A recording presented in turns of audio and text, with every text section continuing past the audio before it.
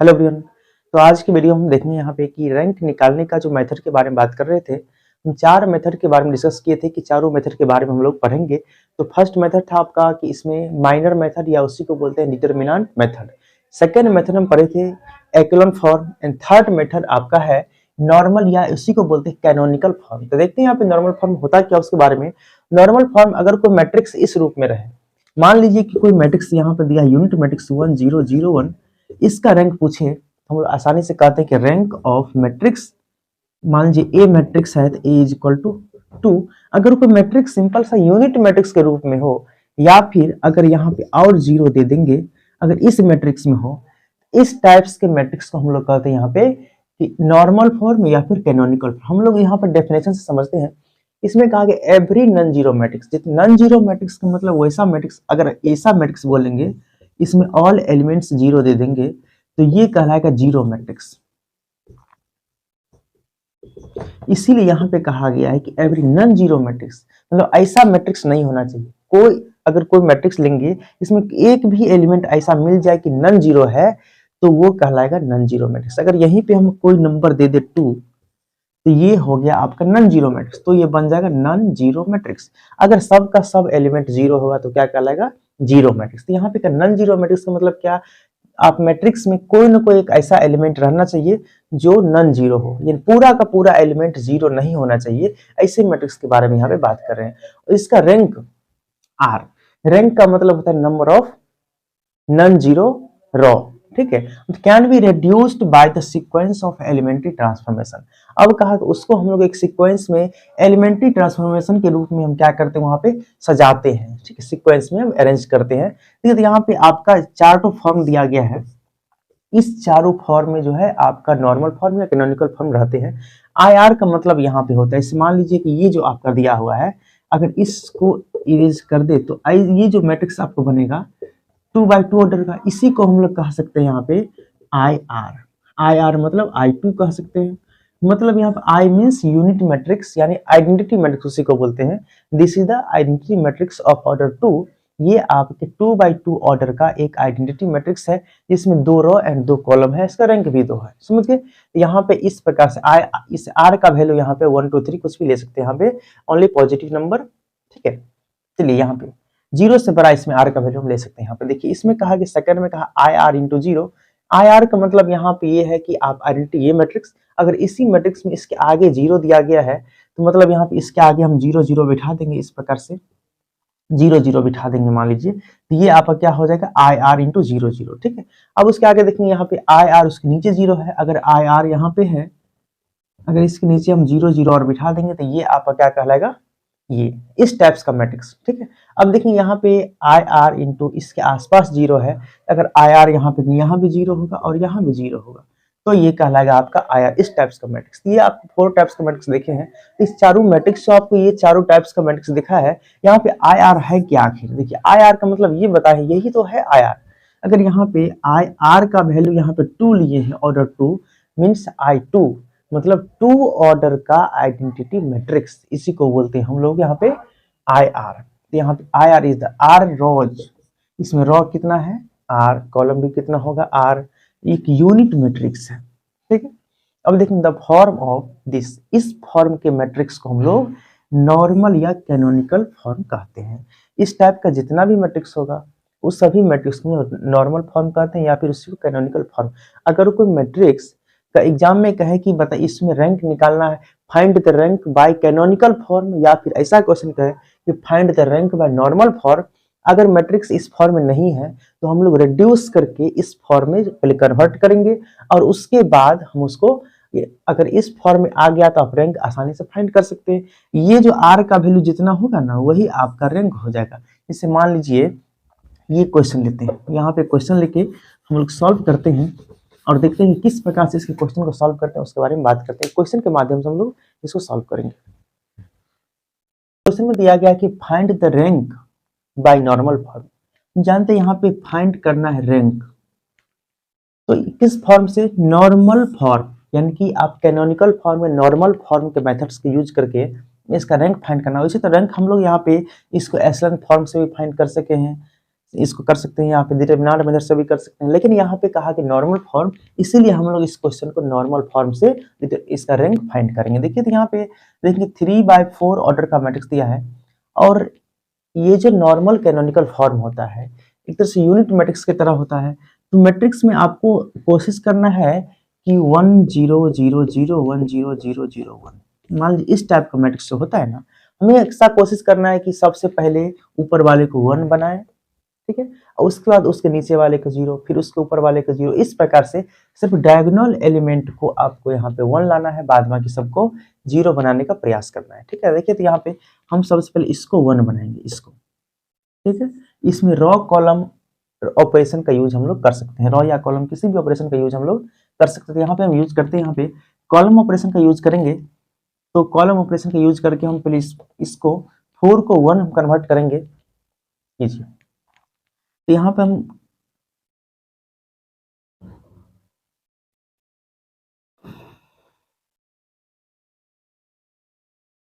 C2 का use करेंगे C1 में, कॉलम फर्स्ट में C1 tense to C1 minus C3।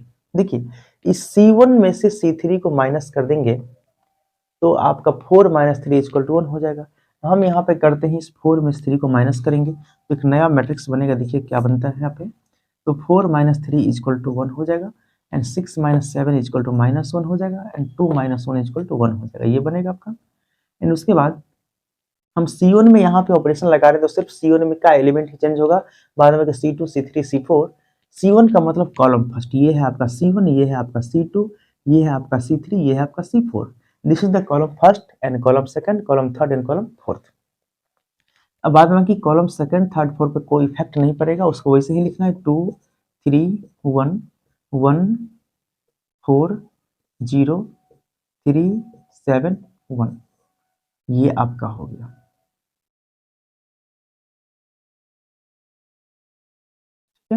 चलिए तो अब देखिए यहाँ पे ये तो 1 हो चुका है, अब हमको चाहिए क्या कि 0 करना है यहाँ पे इसको और इसको, ठीक है। इसके लिए हम लोग यहाँ पे कॉलम रॉ ऑपरेशन लगाए R2 में, R2 + R1। R2 में अगर R1 को जोड़ दे तो एक नया मैट्रिक्स बनेगा, एक सिमिलर मैट्रिक्स लिखेंगे यहाँ पे, इस दोनों को जोड़ देंगे, ये है आपका R1, this is R2 and this is R3, raw first, raw second, raw third, दोनों को ऐड करेंगे तो इसमें R2 में काम करें तो R1 में कोई इफेक्ट नहीं होगा, 1 2 1 3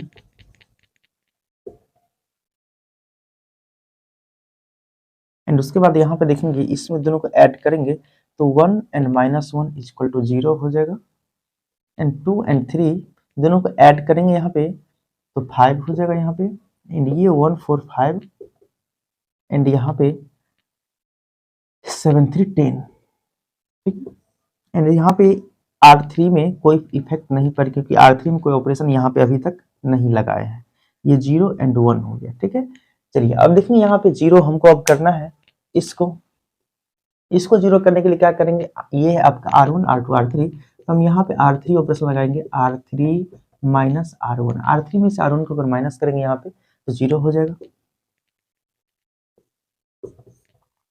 तो यहाँ पे 1 2 1 3 0 5 5 10, यहाँ पे दोनों को हम क्या करें, माइनस करेंगे तो 1 - 1 0 एंड 2 - 1 1 - 2 -1, क्योंकि R3 में से R1 को माइनस कर रहे हैं तो इसमें से R3 में से R1 को माइनस करेंगे तो -1 बचेगा, 0 - 1 -1 एंड 1 - 3 -2, ये बचेगा आपका, ठीक है। अब ये 0 हो चुका है, अब हम चाहेंगे इस सबको 0 करने का प्रयास करेंगे, जितना भी आपका C1 C2 C3 C4 इस सभी को 0 करना है, तो हम यहाँ पे C2 एंड C2 C3 के हेल्प से हम इसको 0 करेंगे। देखिए इसको करते हैं, यहाँ पर हम ऑपरेशन लगाएंगे C2, ये है आपका C2, ये है आपका C3, ठीक है। तो यहाँ पे C2 में से C1 को माइनस, C2 यहाँ पे है तो अगर हम यहाँ पे C2 माइनस C3 का 2 से मल्टीप्लाई करके माइनस करें तो 0 हो जाएगा। हम ऑपरेशन लगाएंगे C2 tense to C2 - 2 of C3। C2 operation में यानी कॉलम सेकेंड को माइनस करेंगे इसमें से, कॉलम सेकंड में से माइनस करेंगे इसको C3 को 2 से मल्टीप्लाई करके, तो एक नया मैट्रिक्स मुझे मिलेगा यहाँ पे। इसमें C1 पे कोई इफेक्ट नहीं पड़ेगा, 1 0 0 हो चुका ये। और ये जो आपका बनेगा 2 माइनस 2 इक्वल टू 0 बन जाएगा ये। एंड 5 माइनस इसको 2 से मल्टीप्लाई करेंगे 10, तो 5 माइनस 10 माइनस 5 बचेगा। फिर उसके बाद ये 1 माइनस 1 एंड माइनस इसको माइनस करना है, इसको 2 से मल्टीप्लाई करके तो माइनस 2 माइनस माइनस प्लस हो जाएगा, तो 2 माइनस 1 बचेगा। ठीक है, एंड उसके बाद ये हो चुका है। अब इसको वैसे ही लिखना है 1 3 1 5 माइनस 1 3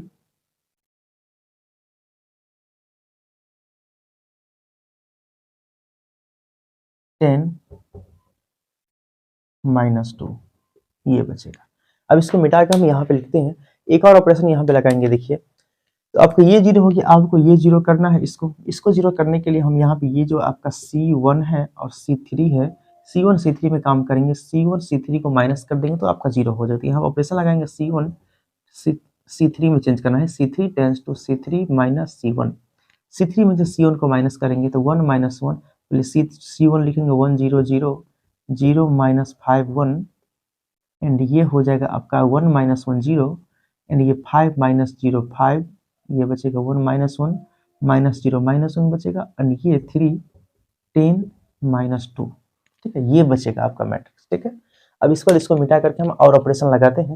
इसको आइडेंटिटी बना करके एक नॉर्मल फॉर्म में हम चेंज करने का, इसको देखेंगे हम लोग यहाँ पे, ये जो हम लोग यहाँ पे ऑपरेशन किए थे तो यहाँ पे ये आया था। अब हमको 3 को, ये जो आपका 3 है, इस 3 को 0 बनाना है। ठीक है, इस 3 को 0 बनाने का प्रयास करेंगे। देखिए, तो इसके बाद हम डायरेक्ट यहाँ पे लिखते हैं, तो सिमिलर मैट्रिक्स जो आएगा यहाँ पे आपका, इसमें ऑपरेशन लगाना पड़ेगा। देखिए कौन सा, तो इसको 0 करने के लिए ये है आपका C4 फोर्थ कॉलम, और ये है आपका C1। ठीक है, C1 ये C2 C3 है, तो हम यहाँ पे हम दोनों में ऑपरेशन लगा रहे हैं, इसलिए दोनों को लिखे हैं। तो C1 एंड C4 में ऑपरेशन क्या लगाएंगे कि C4 माइनस 3C1, C4 यानी फोर्थ कॉलम में से माइनस करेंगे C1 को 3 से गुना करके, तो 1 3 या 3 और 3 माइनस 3 0 हो जाएगा।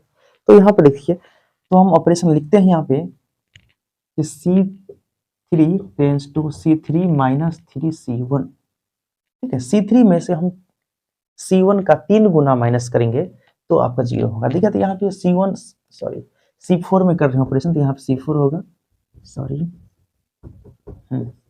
तो यहाँ पे C4 में करेंगे तो C4 के अलावा और कोई कॉलम या रो में यहाँ पे चेंज नहीं आएगा। तो देखिए यहाँ पे 1 first column 0 0 1 0 0, and second column 0 minus 5 and 1 and 0 5 and minus 1।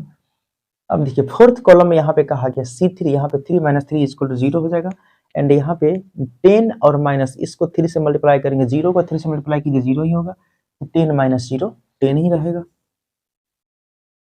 And उसके बाद -2 में से माइनस करेंगे, इसको 3 से मल्टीप्लाई करेंगे 0 ही होगा, तो -2 ही रहेगा। ये भी आपका 0 हो चुका। ठीक है, अब देखेंगे यहाँ पे ये सब 0 हो चुका है। अब यहाँ पे 1 लाना है आपको, क्योंकि आइडेंटिटी मैट्रिक्स में 1 0 0 फिर 0, या इसका जो डायगोनल एलिमेंट होता है 1 होता है, तो हमको 1 लाने का प्रयास करना है। ठीक है, तो यहाँ पे 1 लाने के लिए अगर हम यहाँ पे, ये है आपका R2, इस R2 में कुछ ऑपरेशन लगाना पड़ेगा। तो कौन सा ऑपरेशन लगाना है यहाँ पे, देखिए हम R2 में एक ऑपरेशन लगाते हैं। R2 tense to 1/5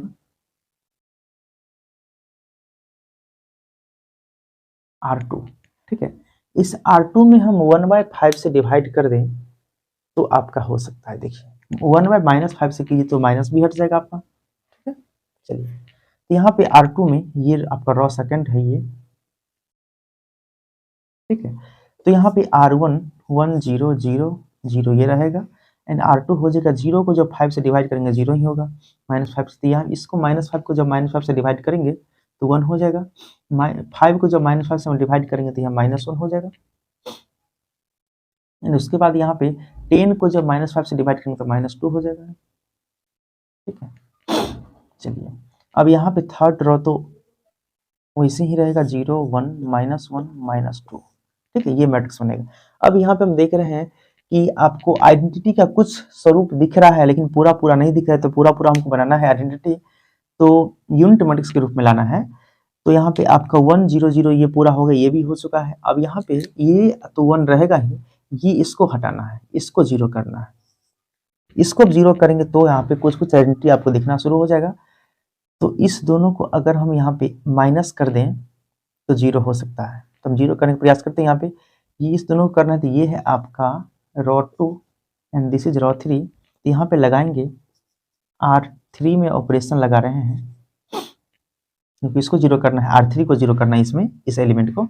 R3 minus R2, R3 में जब हम R2 को माइनस करेंगे तो एक मैट्रिक्स मिलेगा। तो R1 R2 में कोई चेंज नहीं होगा, 1 0 0 0 0 1 -1 -2 एंड यहाँ देखिए R3 माइनस R2, 0 में से 0 माइनस करेंगे 0, 1 -1 0, -1 -1 को माइनस करेंगे 0, -2 को 0 करेंगे 0 हो गया। मतलब ये आपका 0 हो चुका है। अब इसमें 0 करना है अगर आइडेंटिटी मैट्रिक्स बनाने के लिए। ये 0 0 हो गया, ये 1 0 1 यहाँ 0 होता है, तो इसको 0 करना है। अब हम इसको 0 करेंगे। ठीक है, देखिए इसको 0 करेंगे, यहाँ पे इसको 0 करने के लिए कॉलम का सहारा लेना पड़ेगा। तो ये है आपका C3 and this is C2। अगर हम दोनों को जोड़ दें तो 0 हो जाएगा। दोनों को जोड़ते हैं, ऑपरेशन लाइए, तो C3 में काम, C3 को हमको 0 करना है, इसलिए C3 जिसको 0 करना है उसको पहले लिखेंगे यहाँ पे। C3 tense to C3 minus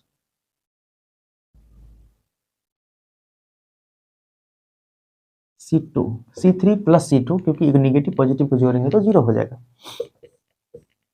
तो यहाँ पे सिमिलर मैट्रिक्स बनेगा आपका। यहाँ पे कॉलम लिखेंगे 1 0 0 एंड 0 1 0 एंड 0, इस दोनों को जोड़ेंगे, इस दोनों को जोड़ेंगे तो ये 0 हो जाएगा, इस दोनों को जोड़ेंगे 0 हो जाएगा, इस दोनों को जोड़ेंगे 0 हो जाएगा, क्योंकि हम C2 C3 में काम कर रहे हैं। C3 को C2 में जोड़ रहे हैं, एंड ये आपका 0 -2 एंड 0 रहेगा। ठीक है, C4 में कोई चेंजिंग नहीं, सिर्फ देखिए यहाँ पे जिस रॉ या कॉलम में ऑपरेशन लगाएंगे सिर्फ वही रॉ या कॉलम में एलिमेंट चेंज होगा, बाद बाकी किसी में चेंज नहीं होगा।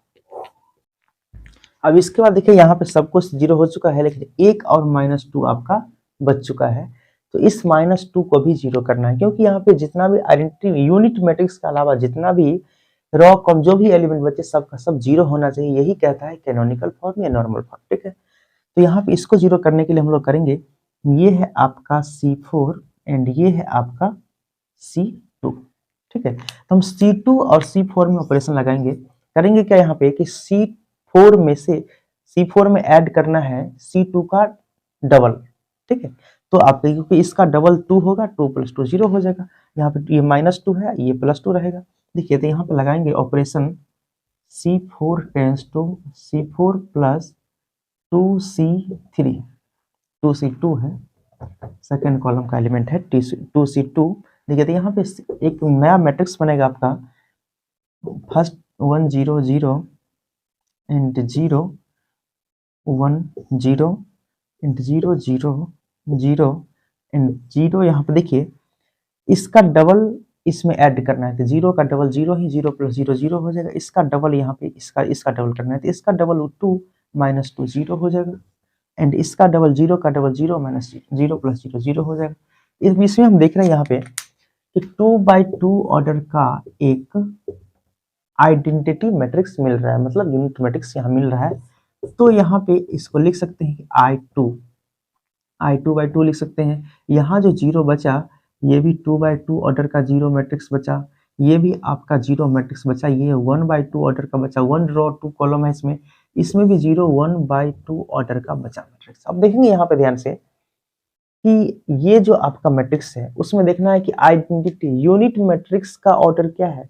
इसमें जो ऑर्डर यूनिट मैट्रिक्स का होगा वही हमारा रैंक होगा, वही इस क्वेश्चन का रैंक हो जाएगा। तो यहाँ पे रैंक ऑफ मैट्रिक्स A = 2, या इसी को हम लोग एक और तरीका से लिख सकते हैं, ऐसे करके इसको I2 कह सकते हैं, 0 0 0, बस इसी प्रकार से हम लिख सकते हैं। तो हमको रैंक निकालना था, तो रैंक हम इस प्रकार से रॉ कैनोनिकल इस कैनोनिकल फॉर्म या फिर नॉर्मल फॉर्म के हेल्प से हम लोग इसी प्रकार से क्वेश्चंस को सॉल्व कर सकते हैं। अगले वीडियो में देखेंगे यहाँ पे इस प्रकार से और सारे क्वेश्चन को किस प्रकार से हम सॉल्व कर सकते हैं, उसके बारे में डिस्कस करेंगे। तब तक के लिए thank you very so much.